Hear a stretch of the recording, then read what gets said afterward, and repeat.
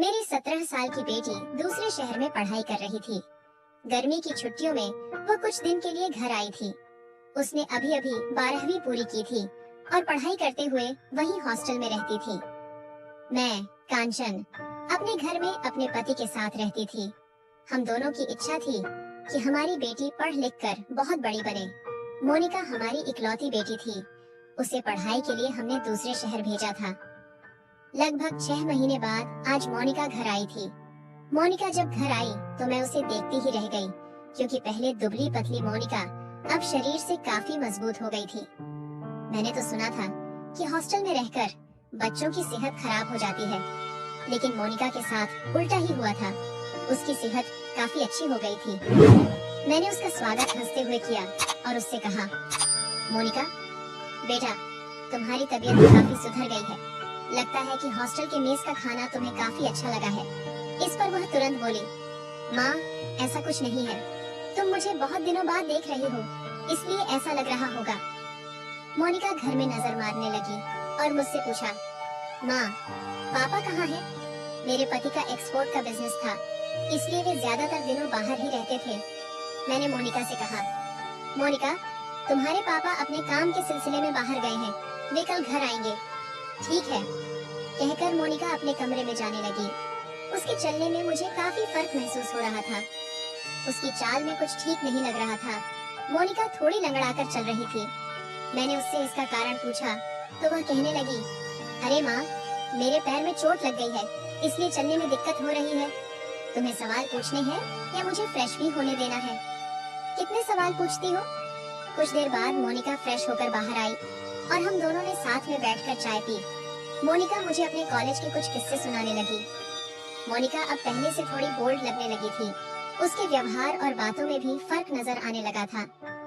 अगले दिन सुबह मोनिका के पिता यानी मेरे पति घर आए थे। मोनिका अपने पिता को देखकर जोर से उनसे लिपट गई। उसने उन्हें काफी देर तक पकड़े रखा। बेटी ने कई दिनों बाद अपने पिता को देखा था, इसलिए वह ऐसा कर रही होगी, ऐसा मैंने सोचा। काफी देर तक उसने अपने पिता को नहीं छोड़ा। तब मैंने बीच में आकर मोनिका को अपने पति से दूर किया। पिता से मिलने के बाद मोनिका की आंखों में पानी था। कुछ समय बाद मोनिका अपने पिता के कमरे में बातें करने चली गई।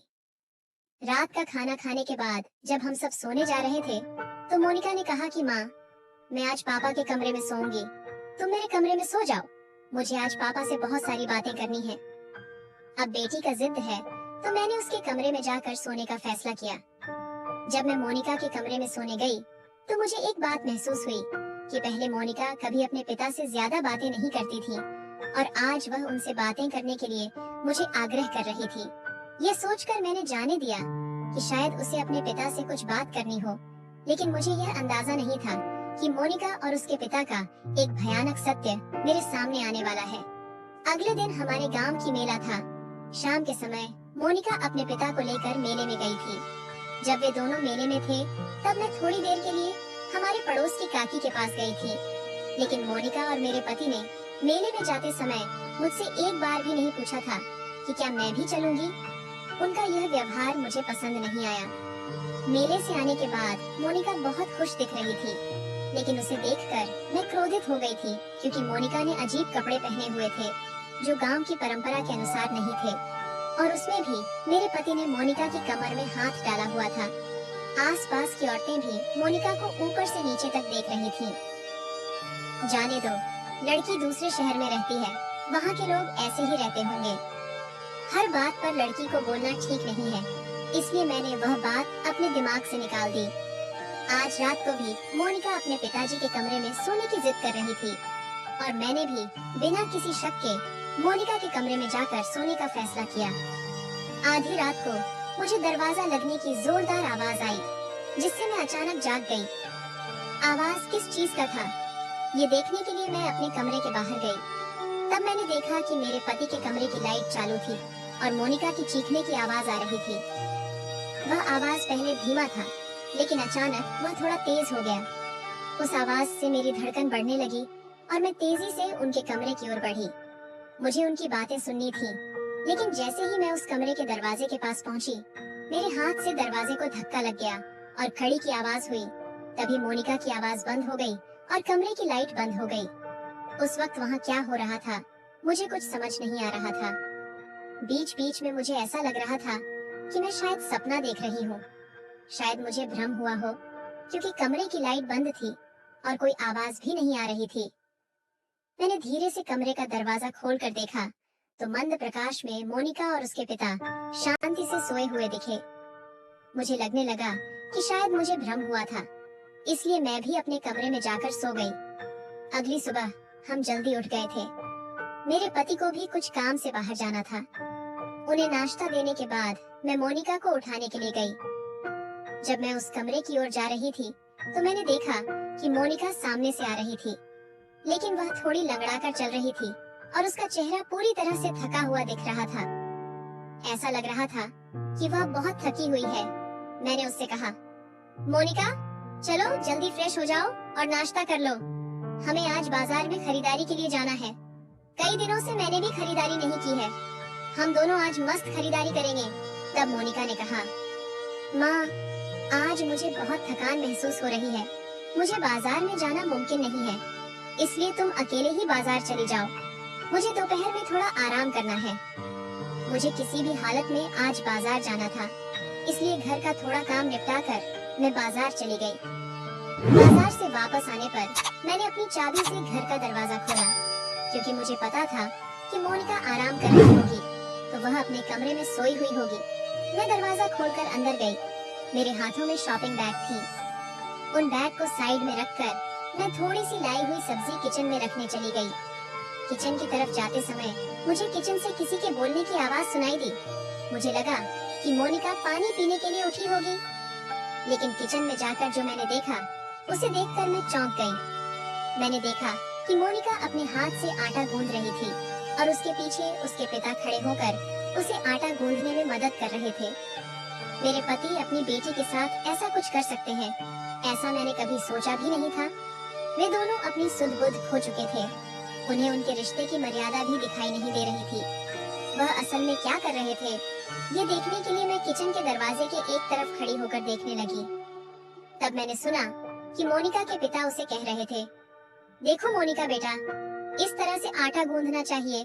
मेरे पति तो उस दिन काम के लिए बाहर गए हुए थे। उनका काम ऐसा था कि एक बार बाहर चले गए तो देर से घर आते थे, लेकिन उस दिन वे उस समय घर पर कैसे थे ये मुझे समझ नहीं आ रहा था। असल में मैं भी उस समय घर पर नहीं थी। इस बाप बेटी के बीच असल में क्या चल रहा था ये मुझे समझ नहीं आ रहा था, क्योंकि घर आने के बाद से मोनिका का अपने पिता के पास रात में उनके कमरे में जाना बढ़ गया था। अब सामने हुई इस घटना ने मुझे उन पर शक करने के लिए मजबूर कर दिया था। जब मैं सोच रही थी तब उसके पिता ने कहा, मोनिका बेटा, आज मैंने तुम्हें आटा गूंदना सिखाया है। मुझे तुम्हें और भी कई चीजें सिखानी है। वो चीजें तुम्हारे भविष्य में जरूर काम आएंगी, इसलिए आगे की सभी चीजों के लिए तैयार रहो। और आज रात का तो तुम्हें पता ही है, इसलिए आज रात तुम तैयार रहो। मेरे पति को मोनिका से ठीक ठीक क्या कहना था ये मुझे समझ नहीं आ रहा था, क्योंकि कई दिनों से मोनिका मेरे पति के साथ रात में उनके कमरे में रहती थी और मैं मोनिका के कमरे में। ये क्या हो रहा था इसका पता लगाना मेरे लिए जरूरी था, क्योंकि मैं इस अजीब चीज को अपने घर में सहन नहीं कर सकती थी। लेकिन मैंने जो सोचा था उससे भी भयानक दृश्य मुझे आज रात देखने को मिलने वाला था, और इसकी मुझे जरा भी कल्पना नहीं थी। आज किसी भी तरह से मुझे इन पर नजर रखनी थी। मैंने कुछ भी नहीं देखा। ऐसा दिखाने के लिए मैं फिर से घर के बाहर गई और घर की बेल बजाई। तब मेरे पति ने दरवाजा खोला और मैंने उनसे पूछा कि आप आज जल्दी घर कैसे आ गए। तब उन्होंने कहा कि मैं अपने काम के लिए निकला था, लेकिन आधे रास्ते में मेरी गाड़ी पंचर हो गई और इसलिए मुझे आगे जाने में देर हो रही थी। समय होने के कारण मैंने आज का काम कल पर टाल दिया और मैं वापस घर आ गया। अभी मैकेनिक मेरी गाड़ी लेकर गैरेज गया है। मेरे पति ने कारण बताया, लेकिन उसके पीछे क्या चाल चल रही थी ये मैंने अपनी आंखों से देखा था। आज रात इन दोनों की खैर नहीं। इस विचार से मैंने उन पर नजर रखना शुरू किया। आज भी रात में मोनिका अपने पिता के कमरे में थी और मैं मोनिका के कमरे में थी। आज किसी भी तरह से इन दोनों की सच्चाई सामने लाने का मैंने ठान लिया था। आधी रात को मैं धीरे से अपने कमरे से बाहर निकली। तब मैंने देखा कि उनके कमरे की लाइट जल रही थी। मैंने बाहर जाकर सुना तो मुझे मेरे पति की आवाज आई। वो कह रहे थे कि मोनिका, मैंने तुम्हें जो बातें बताई हैं, वो तुम करने को तैयार हो ना? इस पर मोनिका ने हामी भरी। अगले कुछ समय में मोनिका अपने पिता से कह रही थी कि पापा, अभी मेरी शादी होनी बाकी है।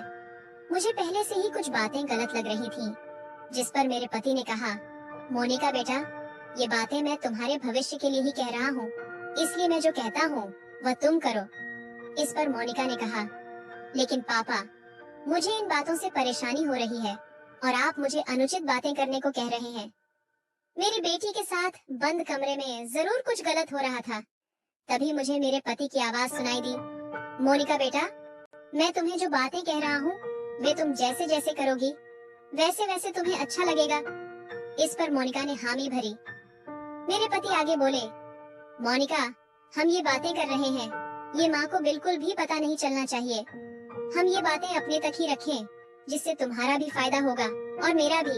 इसी बीच अचानक मोनिका चिल्लाई, पापा, थोड़ा धीरे, मुझे दर्द हो रहा है। मोनिका की ऐसी आवाज सुनकर मुझे समझ में आ गया कि यह सही समय है इन दोनों की पोल खोलने का। मैंने तब दरवाजे पर लात मारकर उस कमरे में प्रवेश किया। वहाँ मैंने देखा कि मेरी बेटी किसी दुल्हन की तरह सजी हुई थी और मेरे पति उसे कानों के झुमके पहना रहे थे। मुझे समझ नहीं आ रहा था कि वास्तव में वहाँ क्या हो रहा था, लेकिन जो मैंने सोचा था वही कुछ आगे घटित हो रहा था।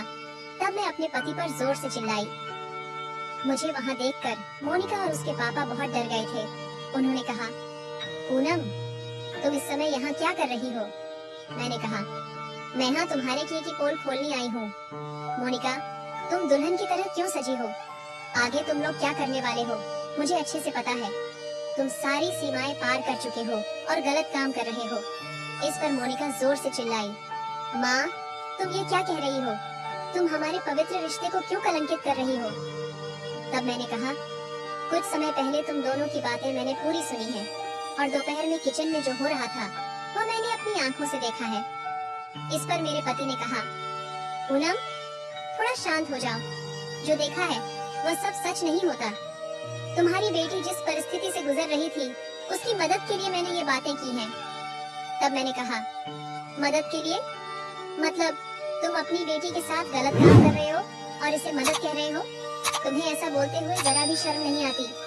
इस पर मेरे पति ने कहा, पूनम, मैं फिर से तुम्हें वही कह रहा हूँ कि जो तुम्हें दिखता है या जैसा तुम सोचती हो वही सच नहीं होता। अगर तुम्हें सच्चाई सुननी है तो पहले तुम्हें अपना मन शांत करना होगा। तब तो मेरे तलेवे की आग माथे तक पहुंच गई थी, फिर भी मैंने खुद को संभाला और शांति से खड़ी रही। मेरे पति आगे बोले कि पूनम, थोड़ा शांत होकर सुनो। ये तुम्हारी बेटी मोनिका का जीवन मरण का सवाल है। मेरे पति जब बोल रहे थे तो मोनिका की आंखों से आंसू बह रहे थे। मेरे पति ने कहा, पूनम, मोनिका इस समय एक बड़े संकट से गुजर रही है। वह हॉस्टल में रहते हुए एक लड़के से सोशल मीडिया पर मिली। उस लड़के ने मोनिका को शादी का झांसा दिया और वह उसके झांसे में आकर उसके साथ भागकर शादी करने का फैसला कर बैठी। हमें इसकी कोई जानकारी नहीं थी। मोनिका हमारे साथ लगातार फोन पर संपर्क में रहती थी, इसलिए हमें इन बातों का पता नहीं चला। वह लड़का मोनिका को किसी दूसरे शहर ले गया था, जहाँ वे 3-4 महीने रहे, लेकिन उस लड़के का व्यवहार मोनिका को कुछ ठीक नहीं लगा। उस लड़के ने हमारी मोनिका का मानसिक और शारीरिक शोषण किया, जिससे मोनिका पूरी तरह से तंग आ गई थी। अंत में कुछ दिन पहले उसने मुझे कॉल कर सब कुछ बताया। तब मैंने भी शांत दिमाग से उसकी सारी बातें सुनी। उसकी स्थिति मुझे समझ में आई थी, इसलिए मैंने उसे घर आने की सलाह दी। मोनिका ने उस लड़के से किसी तरह अपनी जान छुड़ाई और घर वापस आई। घर आने के बाद से मोनिका रात को मेरे कमरे में आकर अपना दुख मुझसे बताती थी। उसके साथ हुई घटना की वजह से वह डिप्रेशन में चली गई है। उसे उस स्थिति से बाहर निकालने के लिए मैं ये सब कर रहा था। उसे आटे को गूंथने में मदद करना, उसे दुल्हन की तरह सजाना, मेकअप करना, इन चीजों से उसका मन बढ़ जाता था और उसकी मानसिक स्थिति में थोड़ी सुधार हो रही थी। आगे उसके पापा ने कहा कि मोनिका से जो कुछ हुआ वह अनजाने में हुआ, इसलिए उसे उस स्थिति से बाहर निकालना जरूरी था। इसलिए उसे डांटने के बजाय मैं उसकी मदद कर रहा था। लेकिन तुमने उसे गलत समझ लिया। मोनिका के साथ हुई घटना सुनकर मुझे बहुत बुरा लगा था। उस समय मोनिका की क्या हालत थी ये सिर्फ वही जानती है। लेकिन उसके पिताजी ने उसके लिए एक दोस्त की तरह मदद की थी। मोनिका धीरे धीरे उन सभी चीजों से बाहर आ रही थी। उसके पिताजी ने उसके उस प्रेमी को पुलिस के हवाले कर दिया था और उसे अच्छी सजा दिलवाई थी। एक अभिभावक के रूप में माता पिता का जो कर्तव्य होता है, वही कर्तव्य मोनिका के पिताजी निभा रहे थे। और ये समझने में मुझे थोड़ा समय लगा। एक तरफा सोचने और सामने देखी हुई बात को सच मानने की आदत गलत होती है, ये मुझे समझ में आया। दोस्तों, आजकल समाज में ऐसी बहुत सी घटनाएं हो रही हैं। कम उम्र में लड़कियां गलत चीजों में फंस जाती हैं और इस कारण ऐसी घटनाओं की संख्या समाज में बढ़ती जा रही है। इसीलिए एक जागरूक अभिभावक के रूप में हमें अपने बच्चों पर समय समय पर ध्यान देना चाहिए और उन पर अच्छे संस्कार करने चाहिए ताकि वे ऐसी किसी चीज में न फंसें।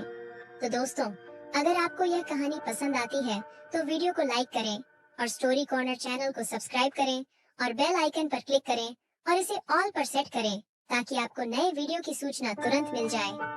धन्यवाद। हाँ दी।